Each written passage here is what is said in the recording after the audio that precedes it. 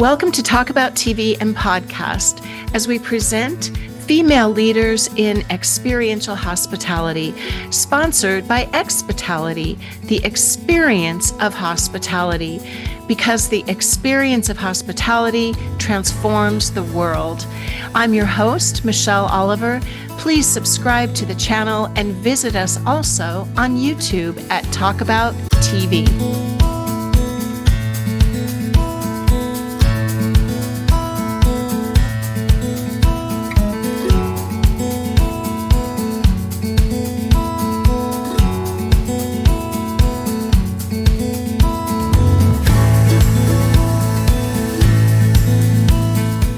Okay, so Ashley Skeeters, welcome. Thank you. So much for being here. I'm really excited to get to know you a little bit better. And I'm going to read, as I just said, a little bit about your history. And then, of course, anybody who wants to can go dig deeper. But Ashley Skeeters works with Castle Park Investments.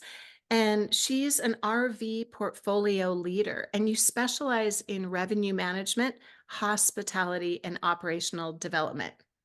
Am I right? Okay. That is There's correct. there's a lot of other stuff too, but so you have had 15 years of experience in hospitality and property management, and you're focused on actually optimizing diverse assets and diverse markets.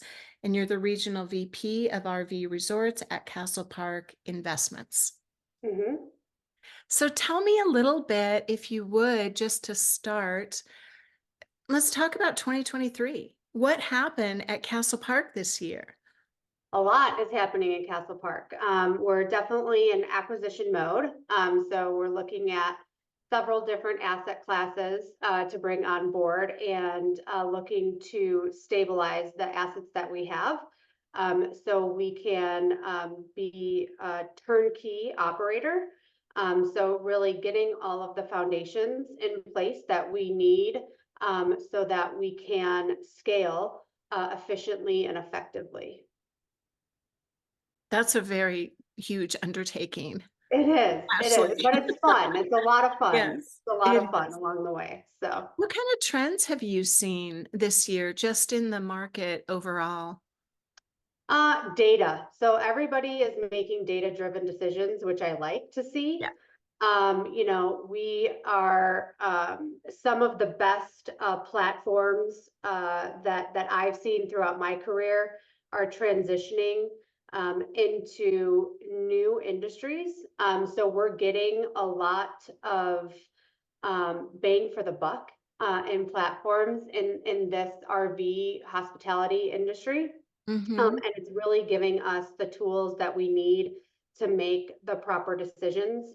This industry is, inherently mom and pop organizations that, we're taking over for. So a lot of things that were done, literally pen and paper, and bring Yes. it into, a technology environment is not only rewarding, it's challenging at the same time, but really gives owner operators like Castle Park the opportunity to really dive into the asset and fully understand it, Mhm. not only for their side but also for their investors.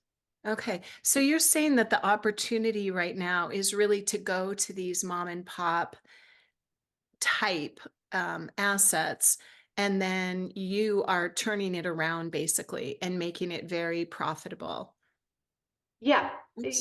just with tools that they never had access to. It's Mhm. no fault of theirs. It's just a Right. different age. We're serving a different demographic in this industry. Mhm. We're introducing the world of RV leisure into several different categories of traveler. And it's very exciting. I come from the hospitality industry of mostly hotels, and being in this RV industry, over the last couple of years, it's very much the same. I say that this industry They just bring their own hotel room. So that's really the only major difference, but they're looking for all of the same amenities. They're looking for the same experience. Hospitality has a different meaning for everybody, but to me, it's always been exceeding guest expectations. And it's unique for everybody that you touch. And to have that opportunity to bring that into this environment has been kind of game changing for people like Castle Park to have that um, foundation to go in with that lens and be able to be effective in how they grow their assets and their teams. So, Yeah, this is a conversation I've been having quite often with people, actually. It's the big buzz right now, right? How do we take hotel best practices and kind of translate that for the RV resort and all these new terms are coming out like landscape hotel, dispersed hotel, and it's kind of fun really because mhm. what you're saying is like what you said about hospitality, and we had this conversation a little bit at Ojai the one night that I got to Yes. speak with you for 9.5 minutes or something. Um, but everybody has their own kind of definition of hospitality because they know how they feel when they're experiencing it, right? And then you're wanting to translate that and pass that on to your guest and your team and everything. So, one of the topics that seems to come up within this, how do we take hotel best practices and then translate them for an RV resort or a dispersed hotel? Is how do we keep the heart of the mom and pop and yet implement the technology? And there's a lot of talk about AI and all the tech, and it is so exciting because it facilitates that, right? So what's your stance on that? Like how are you navigating all of those intriguing waters? Yeah, I think talent acquisition is just as important as, uh, the assets that you acquire, So with Castle Park, it's a relatively young company. So really building that foundation of good, solid people and building your team surrounding that because yes, technology has its advantages, but where you see the key players that are making a difference, it's really through those touch points that technology will never be able to reinforce the same way as a human would. And I've always been a strong proponent of that. When I look to build my teams, I call it the 51 and 49. 51% is that heart. It's what you were born with. 49%. So if someone has, 51% of that, you can teach the rest of the 49. But if if it was the other way around, it's just that's where it becomes challenging. But again, we're always leading with a very humanitarian approach um, with technology as the baseline to make good decisions. I love that. It's absolutely true. Yeah. And that's scalable, you Yeah. know? The thing with the heart of the mom and pop is you can't scale it, and they burn out. It's now we have the advantage of technology and a just a broader perspective. And when you come to it from hotel, which is scalable and you've seen it, you know where the gaps are, and then you can just fill those in, and now you have an opportunity to do it all. So tell me a little bit about, if you would, just I don't know, you want to give an example of one of the properties, like how the team works and how you integrate experiences and culture and just kind of a scenario of what you're doing at a property? Sure. We have several properties. I have 9 properties in my region right now. Some are seasonal. Most of those are Northeast campgrounds, and then our RV assets are, in Arizona and Texas. But one that comes to mind is Silverview RV Resort in Bullhead City. It is a very seasonal but yet residential component. So we're serving kind of two different demographics, and it's very, very community driven. We went in trying to build a strong team. I'm very much it has over 400 sites. What? Um, I like the general manager model when you get into sites that large. So building that foundation, finding that right person. We have an amazing general manager that manages that property and really brings together her team and has just really turned this property around, and it's 100% occupied, has a waiting list, um, has so many different amenities for the guests and the residents, and it's a killer property, great place. It's really fascinating to me how we're just so much more about human beings holistically in how we're Mhm. serving now. I've been reading a lot about these hotels where you can, the new trend apparently is you can go into a hotel and then it's like a choose your own adventure Yes, scenario. Where if you go to the left, it's the luxurious one. If you go to the right, maybe you're a digital nomad and you have like the Peloton in your room and you don't even have to go to the gym. All of these very personalized experiences.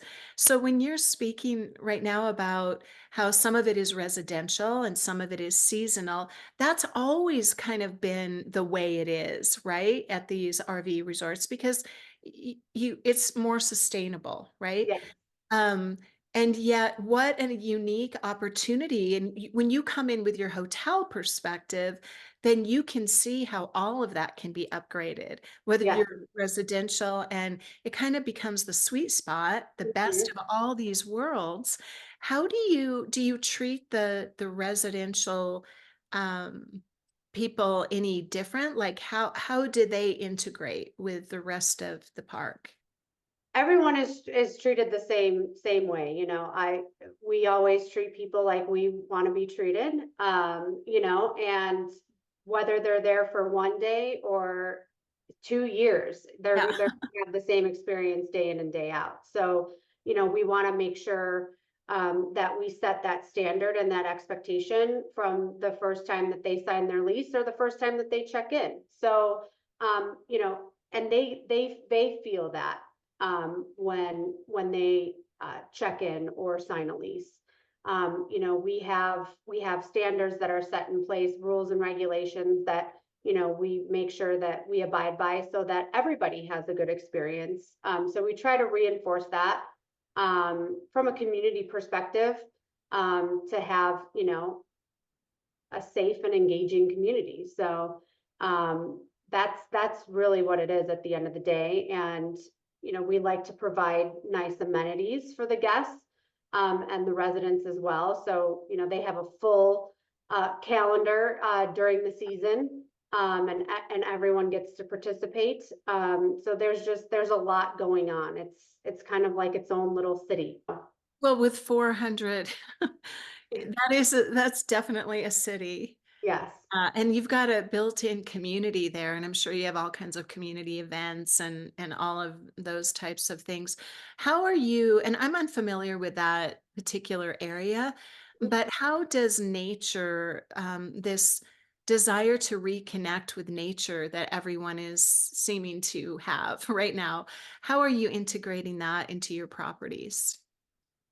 Definitely with our sites. So we are definitely getting into categorizing our sites, optimizing sites that you can have, that experience that you were talking about. If you're a dog lover, we have this great dog park that's in this community, for instance. If you're a nature lover, this property sits up high on a bluff in Bullhead City that overlooks the Colorado River. So those are our Riverview sites. So really trying to optimize our systems so that people are really choosing what they want and they have that when they get there. Um, so trying to give them the most up-to-date information while they're booking their Mhm. site. Giving them the opportunity to pick their own site. All of those things are what we're trying to optimize on a day-to-day basis at all of our properties. And that's kind of where technology comes in, right? It's like every time I turn around, there's another new software or another new way to communicate with the guests. And it's a Yeah. little bit overwhelming. And there's always that fear of missing out. Am I missing something that would better serve a touch point? Um, so because this is something I don't know, maybe we can talk about this a little bit, the touch point, kind of this perfect sweet spot, I guess, again, is the right word for how much of that are they using? And then when I went to an RV resort last, I guess it was in the fall, and I got a phone call the day after I arrived. It was astonishing to me. It was kind of a game changer because I didn't expect it, and just wanting to make sure that you received our texts and that you got all the things. And so those little things, I don't know, I guess I notice them. I'm hypersensitive to them, right? Because just being in the space. But how are you handling all of this influx of uh, m high tech, like, here's another option. Do you have somebody just always researching that, or do you stick by one thing?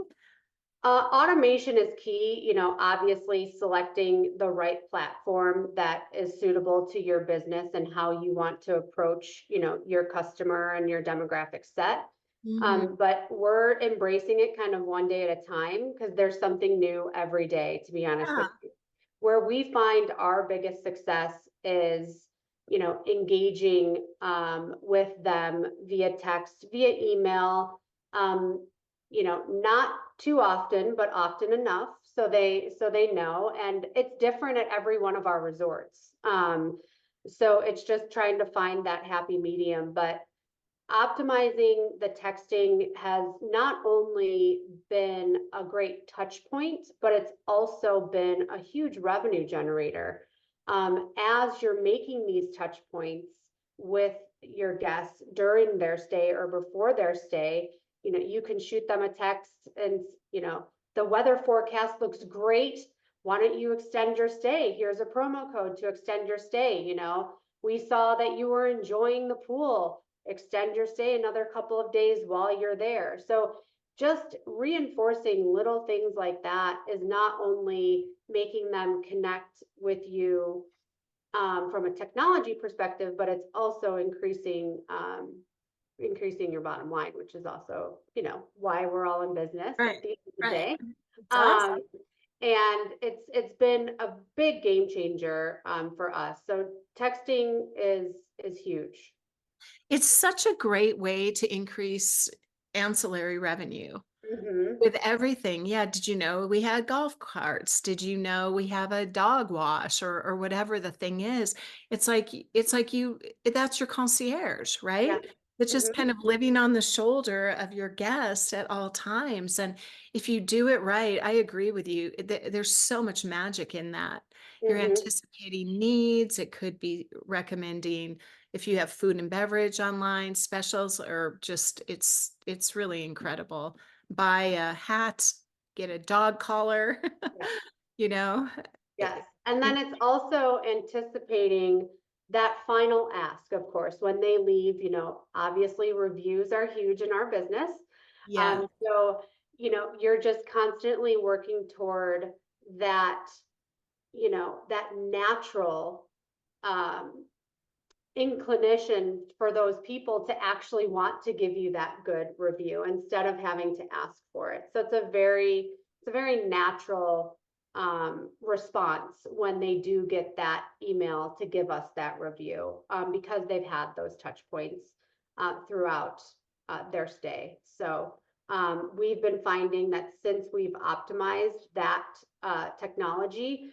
that we're seeing, reviews come in at a greater pace than we've ever seen. So That is so great, Ashley. This is such an important thing for people to address. I know that with Exvitality, my company, we offer a service like that where we come and do like a third party review, almost like, I hate to use the word like a mystery shopper because we tell Okay. them who we are, but where we interact with the guests and we get really legitimate feedback while they're on site from a third party, right?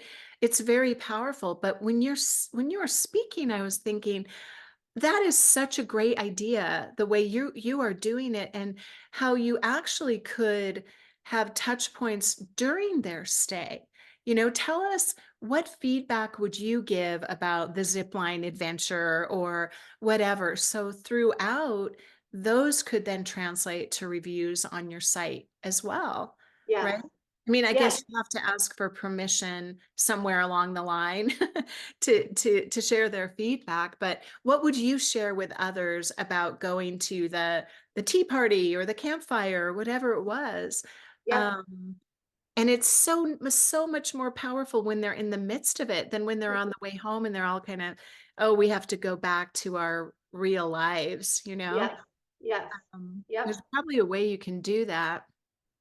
Wow. Yeah, we've been able to go back kind of in time too, now that we have these Great. platforms that are in place. So we're actually able to go back and look at people that have checked out, 90 days, 180 days ago, and, ask them about how their stay was and get that review and schedule drip campaigns to do those things. And Wonderful. it's just, that's where technology is Oh helping my us, gosh. um, tenfold, because it would take, a whole team of people to be able to go back and do that. Great.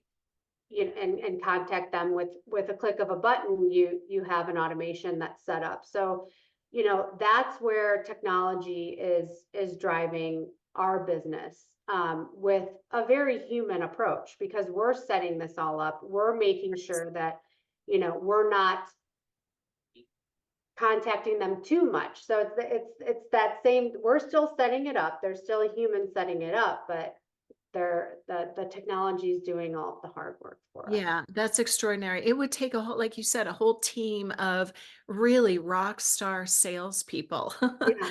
because the follow-up is what everyone says they're doing and they're not. So Right. when you can delegate that to technology, it's a game changer. Yeah, Yep. that's wonderful. Well, so when you say we're doing that, right? We're back to like the team. And I know that one of the places you shine in a lot of areas, but I know one of the places that you really shine and that you're passionate about is culture, building the culture. Do you want to share a little bit about how you do that and how you did mention a little bit about hiring right, having the right team? That's kind of where it starts. And then what do you do beyond that to keep everybody motivated, engaged, and hospitable at all times? Yeah, I It's a think tricky that, thing. being a female in this industry, has been, so humbling for me. It's been a long road to get to where I'm at, definitely, a lot of blood, sweat, and tears, but I've put in the hard work to get here. But y- I think at the end of the day, it's very humbling. You have to try to have that experience when you're mentoring other people. Mhm. I have never let titles define who I am. I think that's been huge. I try to reinforce that with my team, all the time. I am a part of the team. I want to make sure that I lead by example. So if they're stuck, in their POS system and they don't know how to do it, I'll go right in and be able to do it with them. I was in restaurant hospitality and, had to train in every single, front of house position and back of house position. And I think that that's where I really got the drive and the skill set to build strong teams and leadership. It's because, again, titles don't define who you are. It takes, the entire team to do what we do every single day. It's not just me. Um, so I just try to reinforce that every day.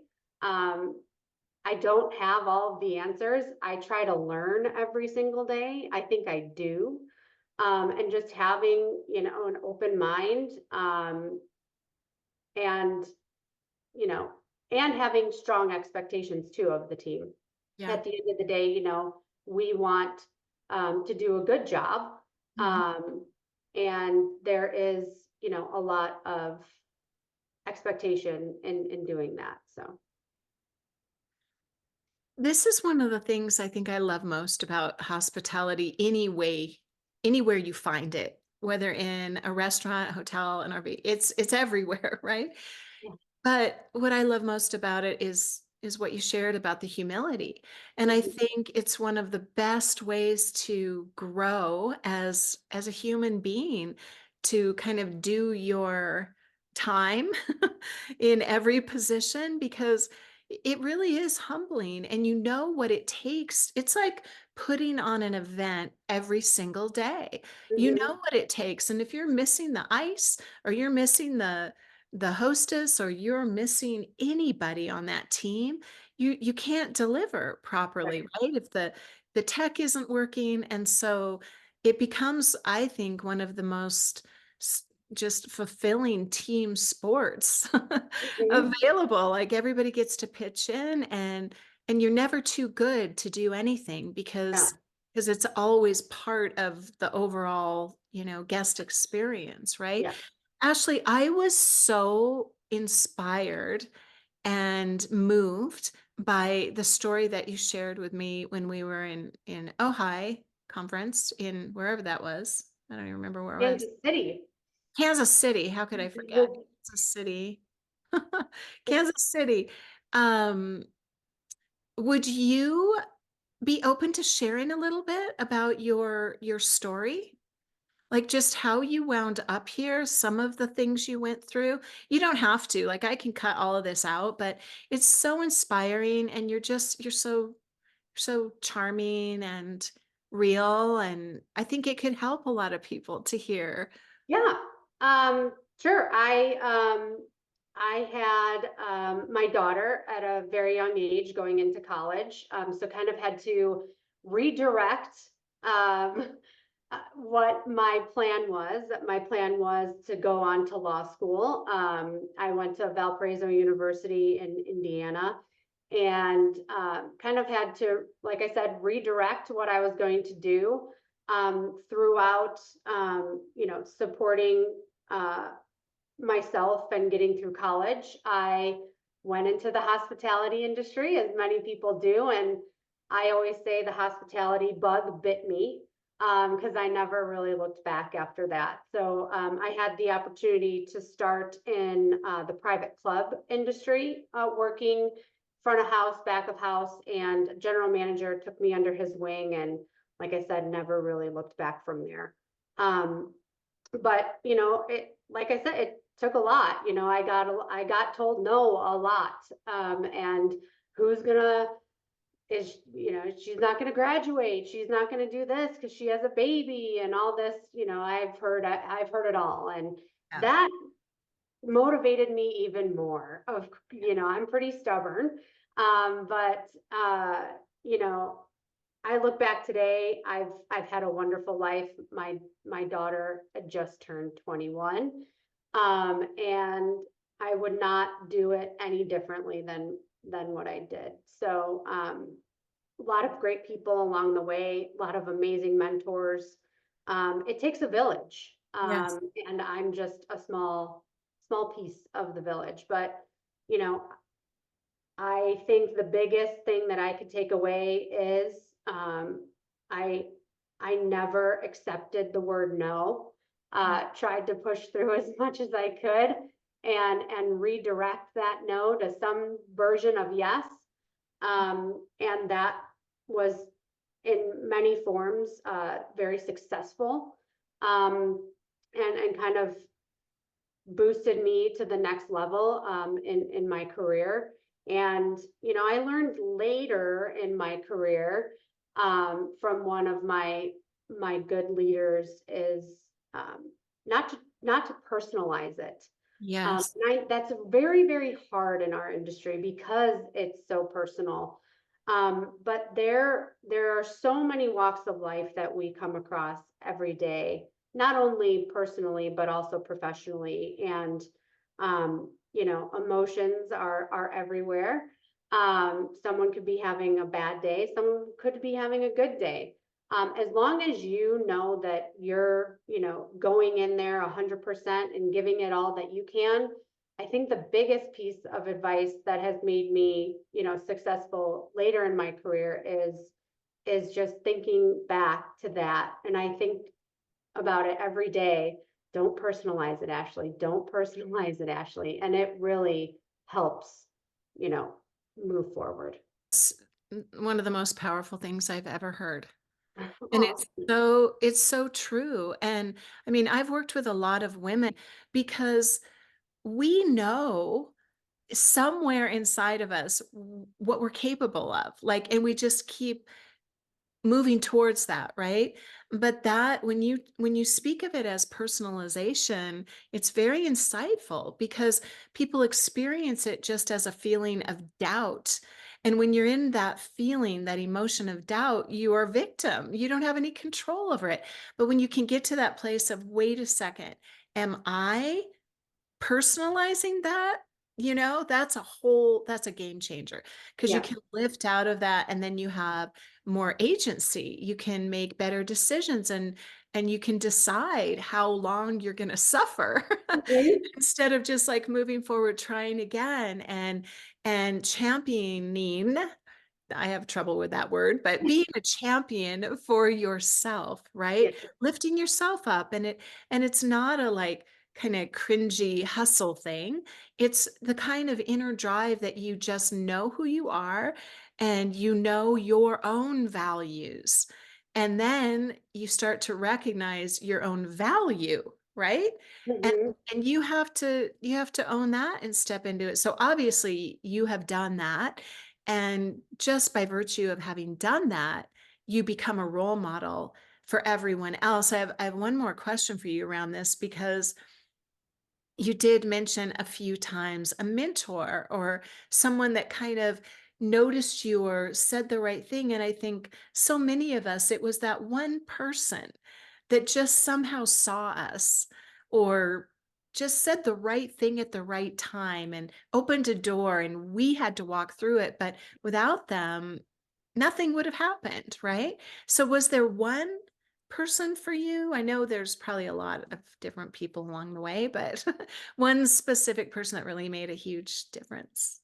I think a former teacher of mine, her name is Abby Downey, and um, she watched my daughter at no charge for me so I could finish my undergrad degree in 2 years. So I finished my undergrad degree in 2 years, worked, and she pretty much raised my little one, helped raise her. And she, while she wasn't really with me on a day-to-day basis, just knowing that she saw that drive in me, it really helped motivate me to get there. And I have every experience that I've had professionally, I have come away with, a mentor Mhm. that I've come across. And so I've had the opportunity to have several over the years. But definitely a handful of people have gone into that. But she would probably be the one that was the foundation of it all. I I absolutely love that you mentioned her Yeah, of everyone because those are the people that make things possible. And you know what that is? That's hospitality. yeah. That's like seeing a need and seeing something. I mean, I think we were maybe talking about this that night. I don't know, we're always talking to somebody about hospitality, right? But um, when you have a difficult guest or whatever, it's such an opportunity, and it's just great to seek them out and see something bigger in them, and then help them be that. Mhm. By solving the problem and showing them that you're on their side and you're handling it together, whatever.